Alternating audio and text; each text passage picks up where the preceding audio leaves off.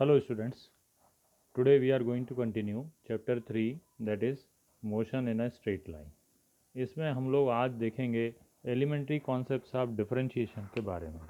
तो डिफरेंशिएशन जो है एक इम्पॉर्टेंट टूल है ना, जो कि एक्चुअली मैथ्स का पार्ट है, पर हम इसको बार बार फिज़िक्स में कई जगहों पर यूज़ करते हैं। और इसके साथ ही हम लोगों को इसकी जस्ट एक उल्टी प्रोसेस होती है, रिवर्स प्रोसेस है ना, उसको हम इंटीग्रेशन बोलते हैं। तो उसको भी हमको देखना चाहिए, तो वो हम नेक्स्ट क्लास में देखेंगे।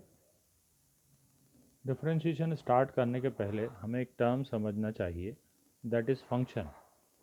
इसको समझने के लिए अगर हम इन तीन रिलेशन को देखें, जैसे फर्स्ट रिलेशन है y is equal to 2x+1।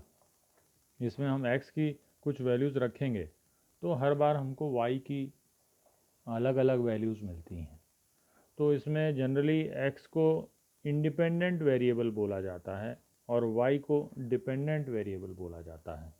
और इस चीज़ को इस तरह से भी लिख सकते हैं हम लोग, y is a function of x। Similarly इसमें भी y जो है वो x पे डिपेंड कर रहा है, मतलब y is a dependent variable and x is independent variable.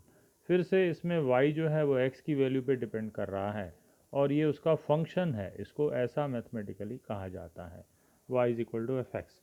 यहाँ पे अगर हम देखें तो t is independent variable and u is dependent variable. तो इसको इस तरह से लिखा जाता है, u is a function of t। तो ये जो कॉन्सेप्ट है ये बेसिकली ये बता रहा है कि t की अलग अलग वैल्यूज़ रखेंगे तो करस्पॉन्डिंग u की अलग अलग वैल्यूज़ मिलेगी, है ना। तो जैसे इसमें अगर हम कहें कि फंक्शन की वैल्यू किसी पर्टिकुलर पॉइंट पे निकालनी है तो वो भी हम निकाल सकते हैं, है ना। जैसे फर्स्ट फंक्शन के केस को अगर हम थोड़ा देखें तो y is equal to 2x+1 है।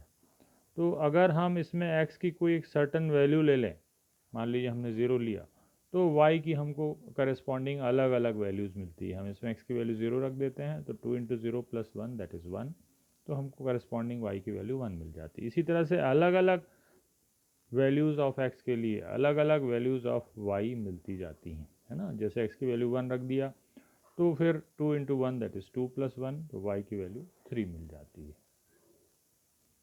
तो अब हम एक इस तरह के फंक्शन से स्टार्ट करते हैं। मान लीजिए हमारे पास इस तरह से कोई फंक्शन है, y is a function of x।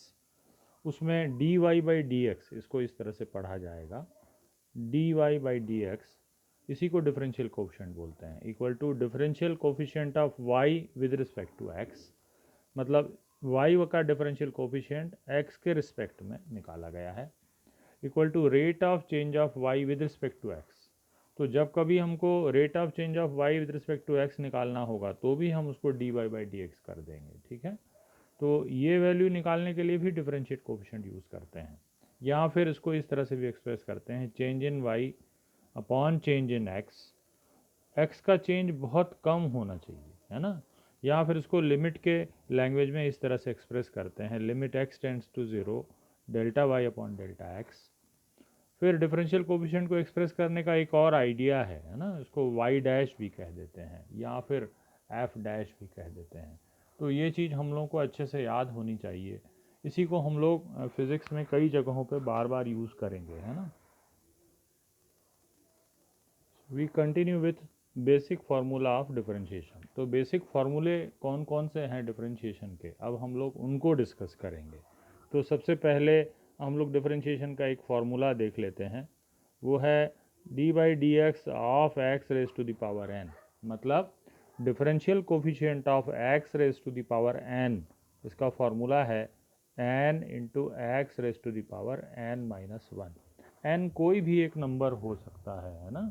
तो वो इंटीजर भी हो सकता है, वो फ्रैक्शनल नंबर भी, पॉजिटिव नेगेटिव कुछ भी हो सकता है ना। जैसे अगर हम इस फर्स्ट फार्मूले को यूज़ करना सीखें तो हमें अगर पूछा जाए, एक फंक्शन हमको दिया गया है x cube, y is equal to x cube, इसमें डिफरेंशियल कोफिशिएंट ऑफ वाई निकालना है तो इसको इस तरह से निकाला जाता है ना। ये इसका एग्जाम्पल है, ठीक, इसी फार्मूले का एग्जाम्पल है। तो इसको इस तरह से डिफरेंशिएट किया जाएगा दोनों तरफ से, और ये हो गया एक्स क्यूब का डिफरेंशियल कोफिशिएंट। अब x raise to the power n का डिफरेंशियल कोफिशिएंट जो होता है वो होता है N into x raise to the power N minus one.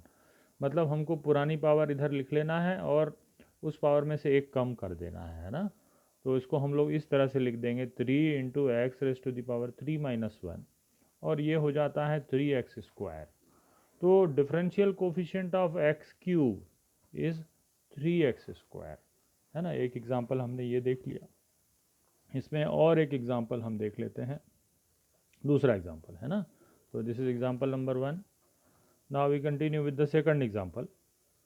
Suppose करिए हमको एक फंक्शन दिया गया है y is equal to root x. इसका डिफरेंशियल कोफिशिएंट अगर पूछा जाए तो इसको भी हम इसी फॉर्मूले की हेल्प से डिफरेंशिएट कर पाते हैं। तो फिर से हम इसको दोनों साइड से डिफरेंशिएट करेंगे, रूट एक्स। अब x को पावर के फॉर्म में लिख दिया जाएगा, है ना। तो यहाँ पे हम लोग x को पावर के फॉर्म में लिख लेते हैं equal to d by D x raise to the power half. फिर अब ये वाले रूल से अपन पहले फ्रंट में उसकी पावर लिख लेते हैं हाफ इंटू पुरानी वाली पावर से एक कम कर देते हैं। तो इस तरह से हमें जो है सब्ट्रैक्ट करने के बाद माइनस हाफ मिल जाता है। फिर हम इसको और आगे भी सॉल्व कर पाते हैं, है ना। अगर हम इसको और आगे सॉल्व करना चाहते हैं तो हम वो भी कर सकते हैं, ठीक है। तो जैसे माइनस हाफ है तो इसको हम लोग चेंज कर लेते हैं फिर से। फिर इसमें पावर को पॉजिटिव बना सकते हैं, है ना। वो क्या होगा, वो होगा equal to 1/2 1/x raise to the power half और 1/2 रूट एक्स, एक्स की पावर हाफ को हमने रूट एक्स लिख दिया, ठीक है। फिर अब हम एक और एग्जांपल इसमें देख लेते हैं, थर्ड एग्जांपल। अगर y इक्वल टू एक्स दिया है तो इसका डिफरेंशियल कोफिशिएंट क्या होगा।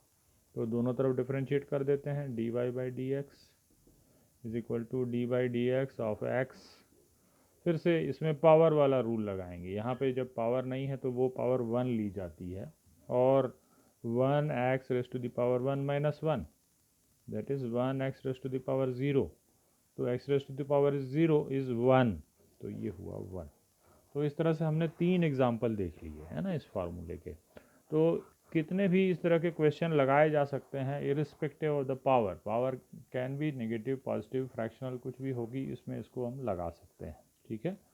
तो अब हम आते हैं, एक और फार्मूला है कि कांस्टेंट का डिफरेंशियल कोफिशिएंट क्या होता है ना। इसी में अगर हमसे differential coefficient of a constant पूछा जाए कि या कोई भी एक नंबर, तो वो जो होगा वो उसका डिफरेंशियल कोफिशिएंट 0 होता है, ठीक है। क्योंकि वो एक कांस्टेंट है, वो वेरी नहीं हो रहा है, तो उसका रेट ऑफ चेंज जो है दैट विल बी 0। जैसे अगर हमसे डिफरेंशियल कोफिशिएंट पूछा जाए, इसके एग्जांपल्स देखते हैं। पहला वाला, डिफरेंशियल कोफिशिएंट ऑफ 10 पूछा जाए, 10 इज़ अ नंबर, है ना।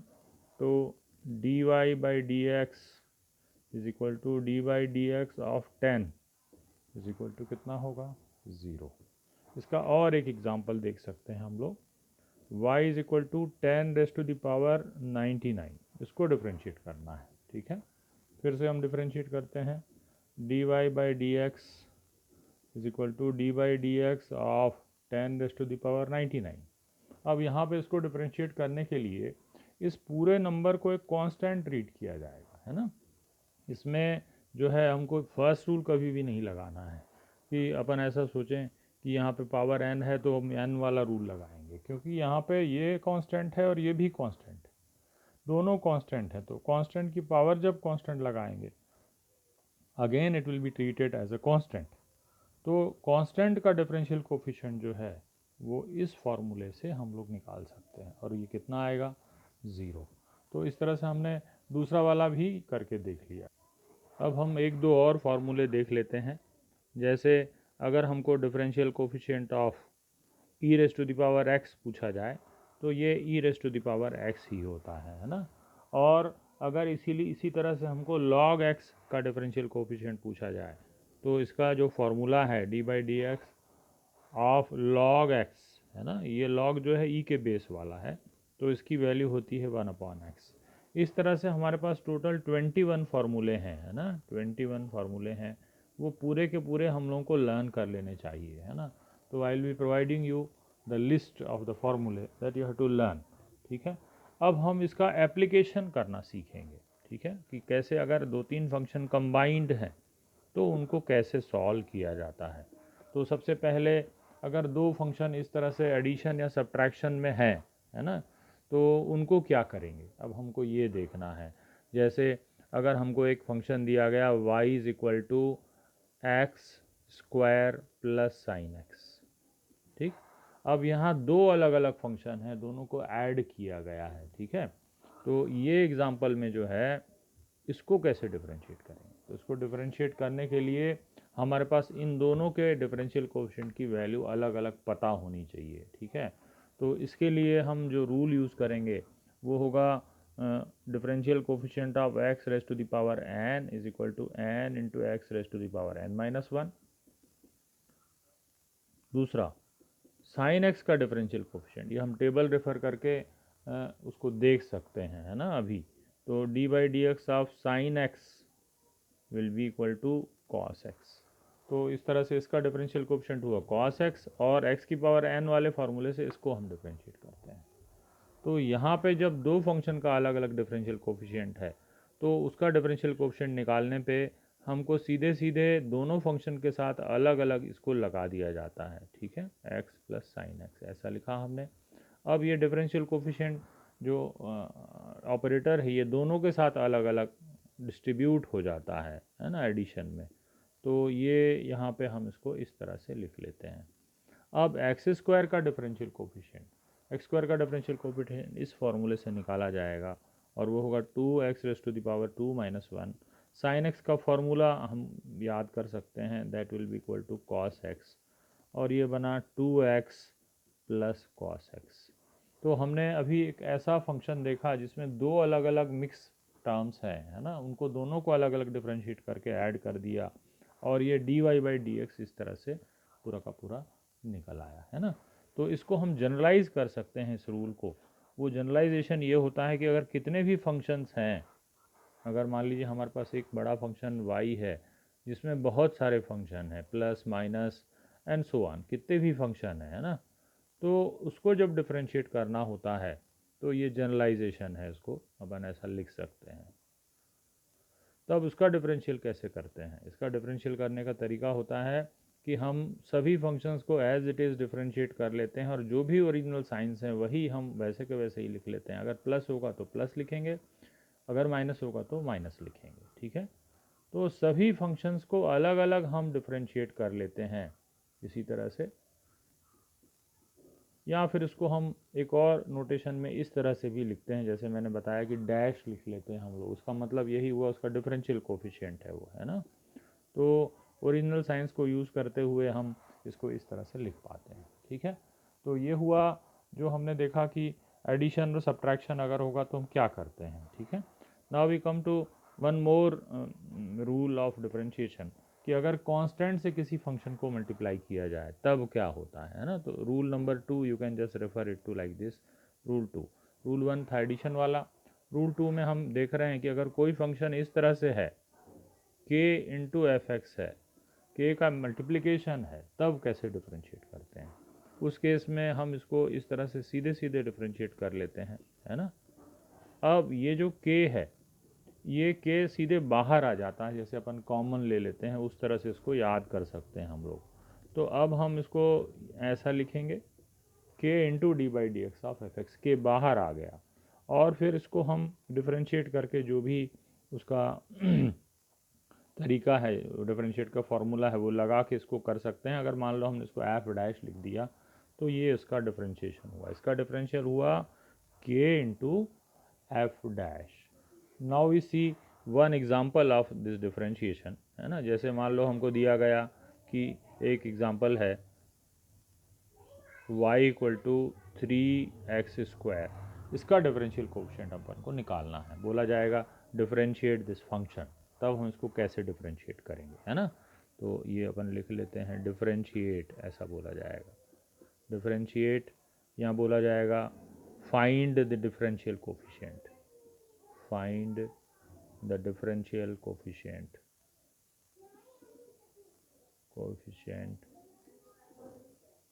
of y following function, okay।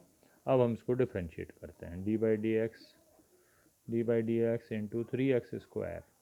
अब ये कांस्टेंट है ना, ये कांस्टेंट बाहर आ जाएगा, तो ये हुआ 3 into D by D x of x²। अब x² का डिफरेंशियल कोएफिशिएंट निकालना है, तो x² का डिफरेंशियल कोएफिशिएंट हमारे पास एक रूल था पावर वाला, उससे इसको निकालेंगे। तो 2 सामने आ गया।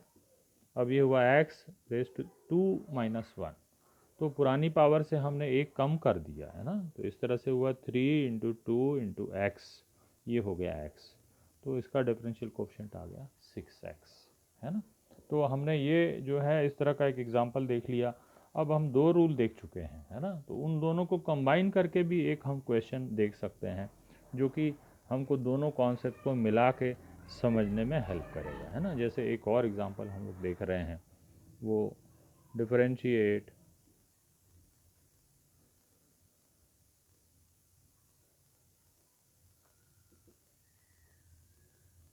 y is equal to 3x raise to the power 5 plus 6 sine x plus 10।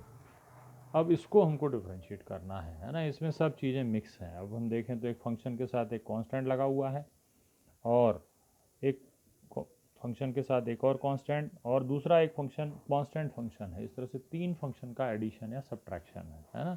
अपन इसको यहाँ पे माइनस भी कर सकते हैं, तो एक और एग्जांपल बन जाता है ना। अब इसको डिफरेंशिएट करना है, तो इसको डिफरेंशिएट करना है तो हम लोग कैसे करेंगे?